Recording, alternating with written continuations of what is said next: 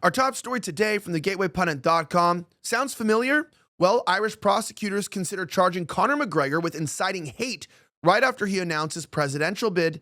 We're talking about this story and so much more here on the Gateway Pundit's Week in Review.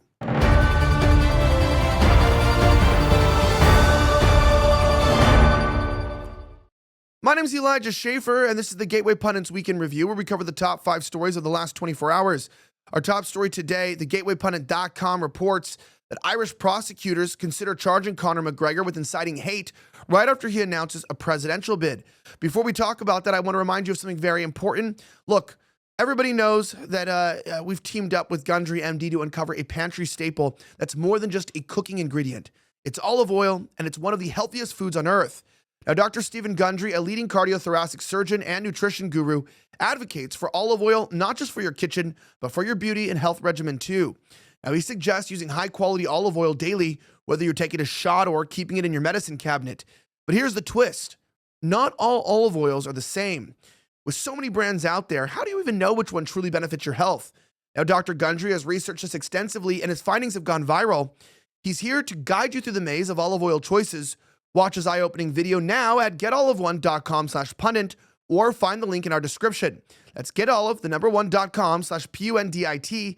See how the right olive oil can transform your health and beauty routine. Don't miss out on this life-changing information at getolive1.com/pundit, GETOLIVE 1.com/pundit. That's getolive1.com/pundit. Check it out today.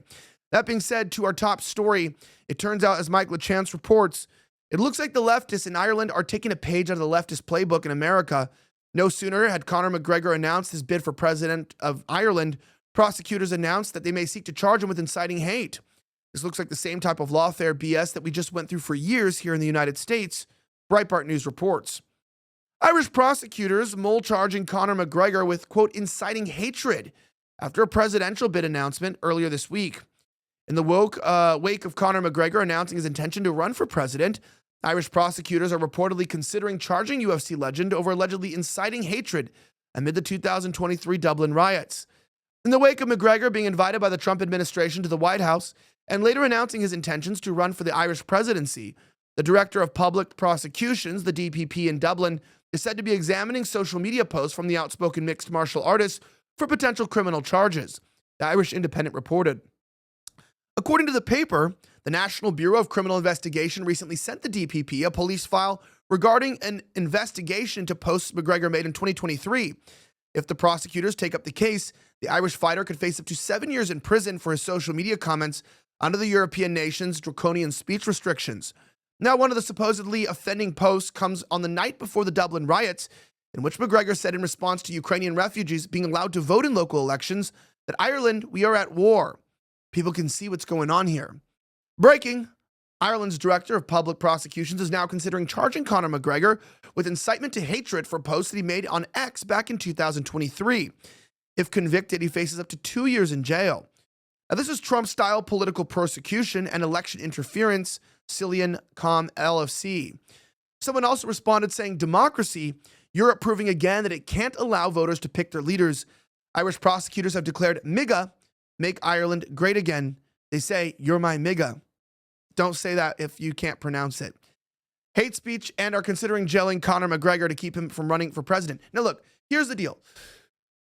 I don't know if you guys can tell, but obviously my heritage is very, very much Irish. I mean, I have so many freckles. My wife is dastardly Scottish-Irish. My kids trace their heritage back. There's more Irish people, I think, in the United States than there are in Ireland, okay? The British were very, very cruel to us. I should say the English. But unfortunately, I'm also English as well, which makes sense why every day I look in the mirror, I kind of hate myself. But sometimes I still think I'm okay. But, you know, the persecution these people have gone for so long. They've been slaves. They're essentially the black people of Europe, right? They're treated like crap.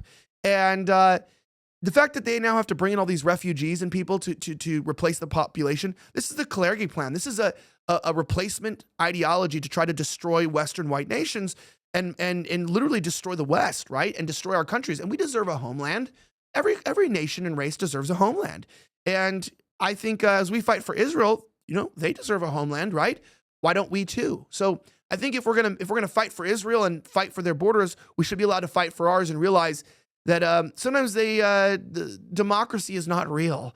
It's all sort of rigged from the top down, and that's what we talk about the deep state. It's this post-World War II democracy that's about destroying our nations from within out of suicidal empathy. Now, that being said, DOGE overhauls Social Security. 7 million Immortal Numberholders aged 120 plus finally marked as deceased in massive cleanup effort, Jim Hoff reports. The Department of Government Efficiency, DOGE, has launched an unprecedented cleanup operation targeting jaw-dropping irregularities in the U.S. Social Security database. Over 7 million supposed number holders aged 120 and older have now been officially marked as deceased, the official DOGE X account announced. For the past 3 weeks, Social Security has been executing a major cleanup of their records. Approximately 7 million number holders over 120 have now been marked as deceased, another 5 million to go. Now, isn't that pretty crazy that there's over 7 million people collecting checks from Social Security? Even if we put that number at $1 per person, that would be about $7 million per month. And obviously, it was probably a little more than that. That could be in the hundreds of millions of dollars per month that we're giving out to deceased people. We must be rewarding them for voting for Joe Biden back in the last election.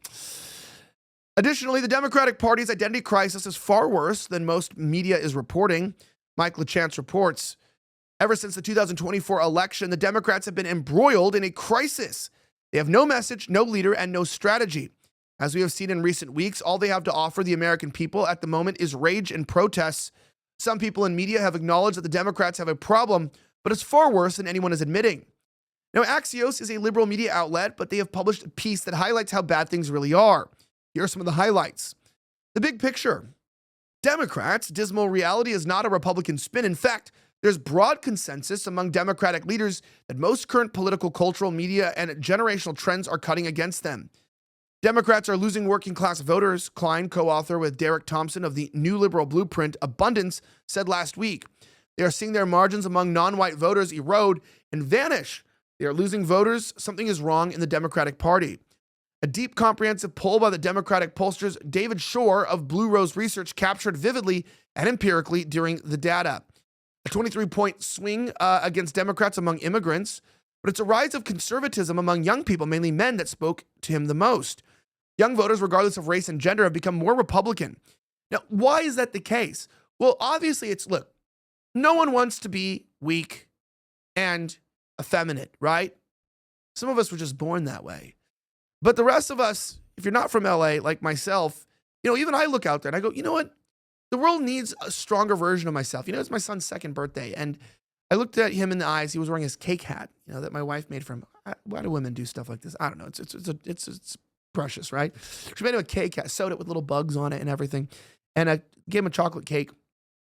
And I just was thinking, I was with some very wealthy people in Beverly Hills.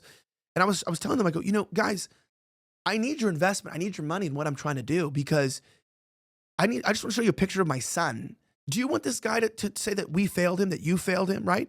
I mean, I'm just saying, look in the eyes of the youth. I mean, I don't want my son growing up gay. I mean, if you're gay, whatever, you do you. You know what I mean? But I want my son to reproduce. I want my son to make children and keep on the Schaffer last name, right? I want to recreate people that little people that look like me in a culture that I respect and love, that I hold up. I don't want to be, having him grow up in a world where he's afraid of black people in the street robbing him, or his girlfriend's not able to go out at night because there's Indians. They're going to grope her in a club. It's like we already have enough of our own problems. We don't need to bring in these additional people.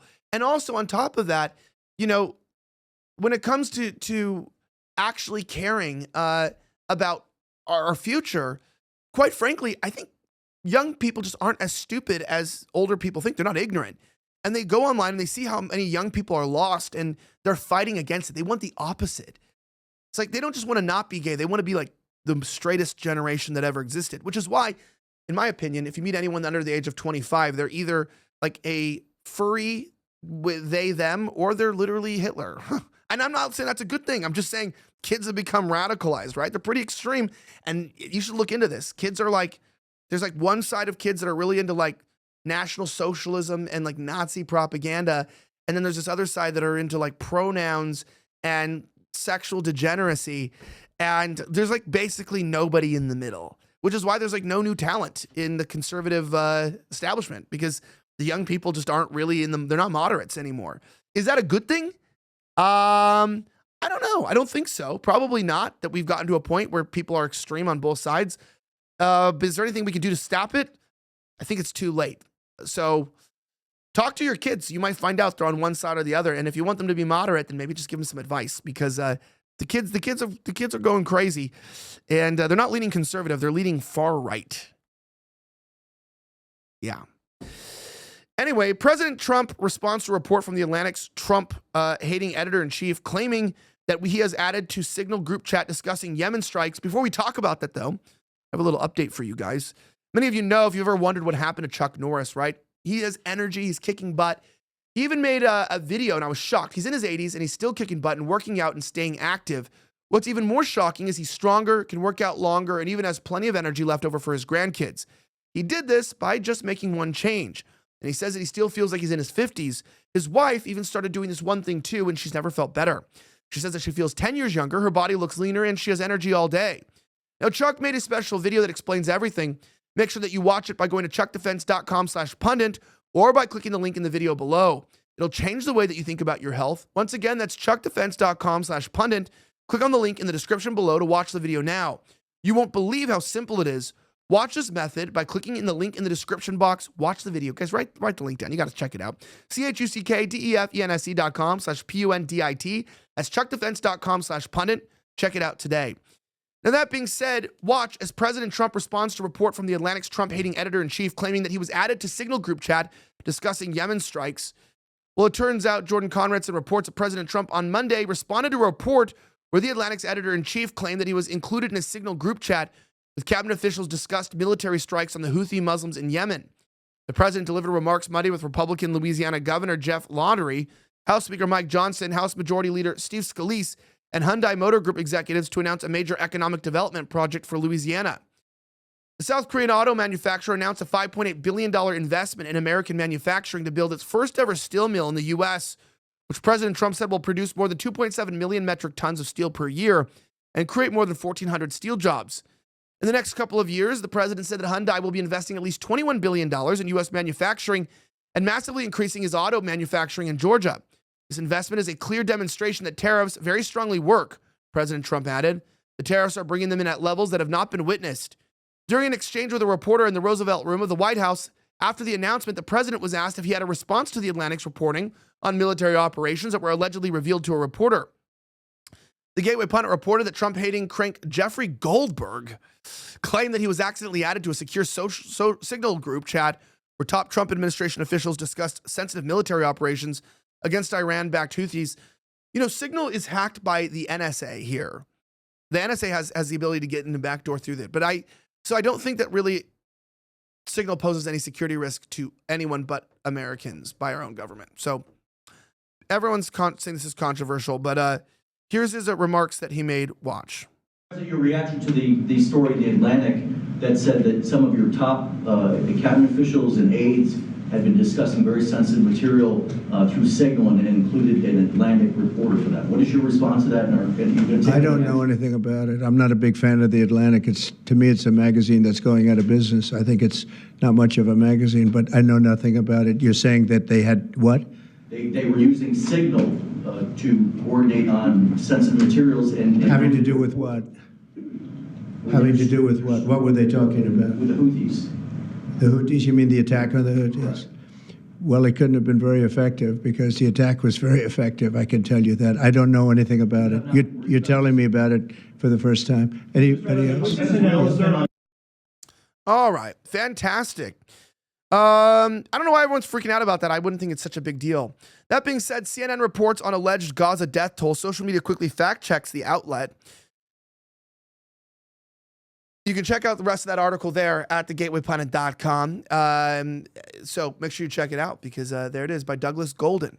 I'm sure you can find out all that amazing information about Gaza and the death tolls, but I'm more concerned about American issues right now first. I'm Elijah Schaffer. Have a great rest of the week. Don't forget you can get our mug at thegatewaypundit.com. It is a great mug. You support yourself and this network together. Make sure you grab one of these at our website by joining our mug club, and you can support independent media and journalism. Have a great rest of the week, and may God bless the United States of America. I'm signing out. sun.